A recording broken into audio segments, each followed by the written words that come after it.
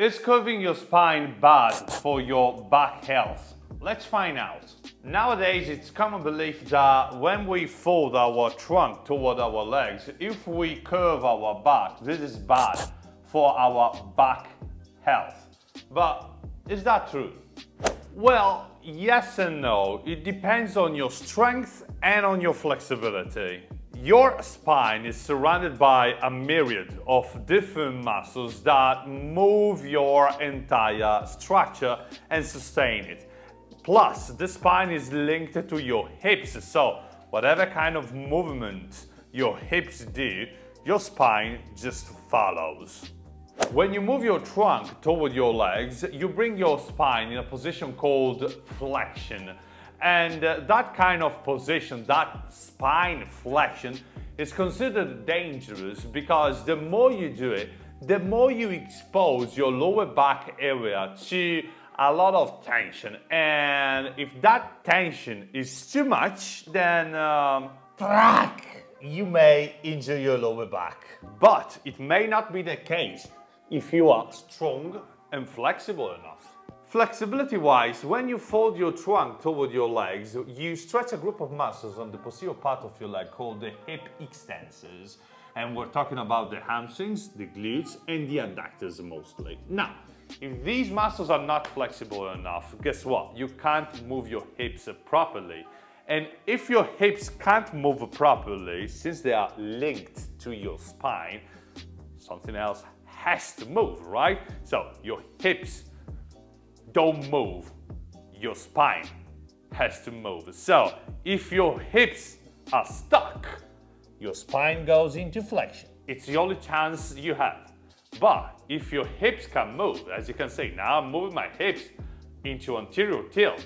Now the spine can stay straight and I can express my range of motion and keep it straight to express strength.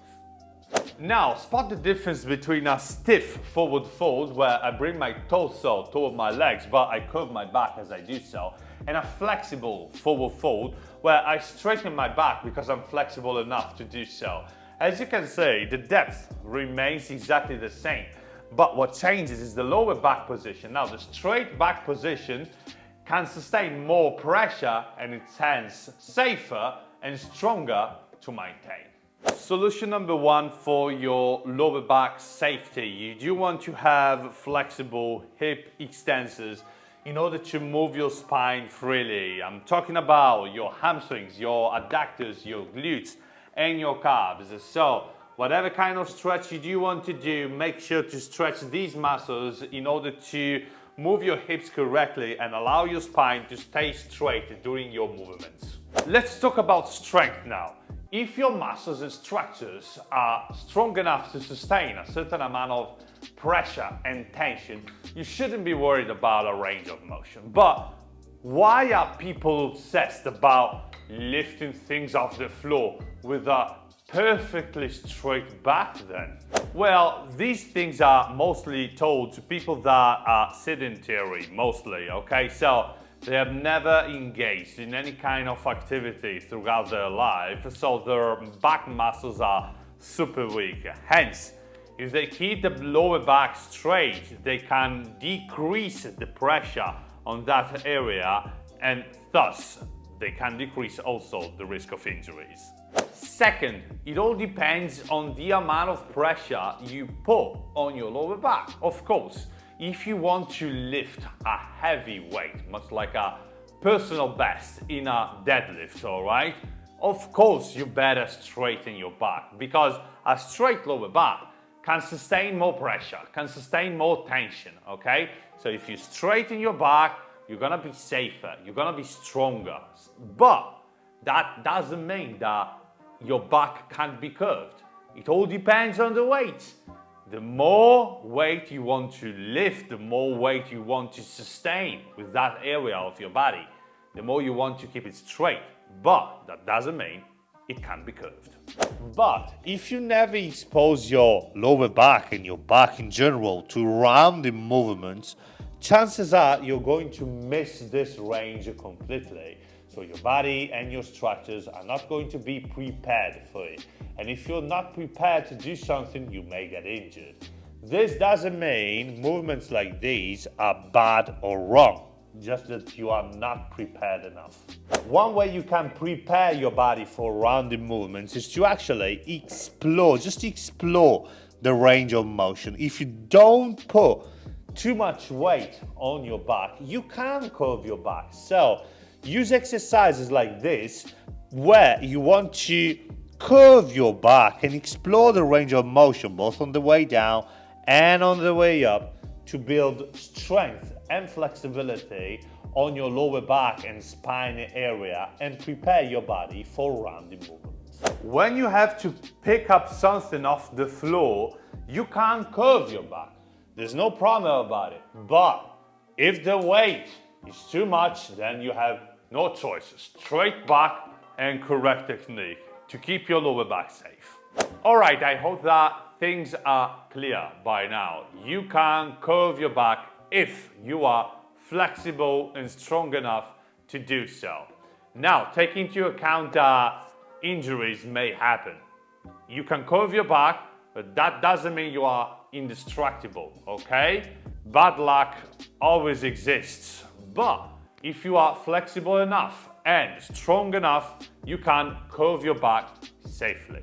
Now, we have to understand what I mean with flexible and strong enough. I'm gonna give you a couple of guidelines that can help you understand just that. First, flexible enough means that from a standing position with your legs straight, you want to be able to put your palms on the floor. That means you are flexible enough to move your back into flexion safely.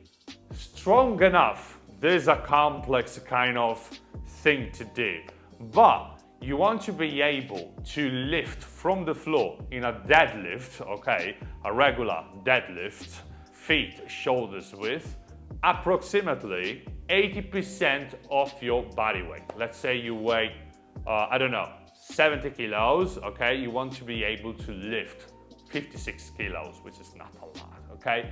That means you are flexible and strong enough to move your back into flexion without any kind of problem.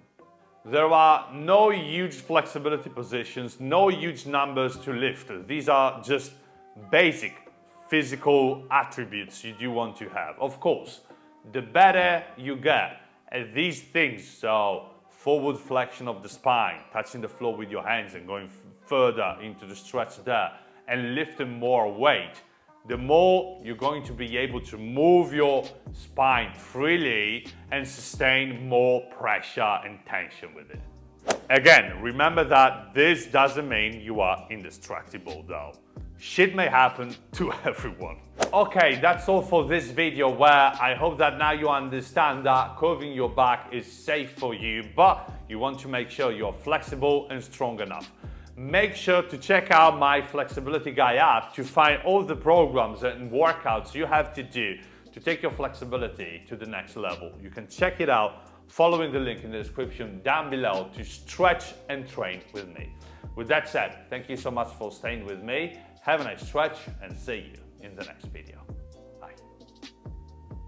Hey, if you want to increase your flexibility, master your hamstrings and have a more capable body in general, you can download my Flexibility Guy app on your phone. Inside this wonderful and simple app, you're gonna find all the workouts, exercises and video lessons you can follow to take yourself to the next level. You can check it out following the link in the description right now.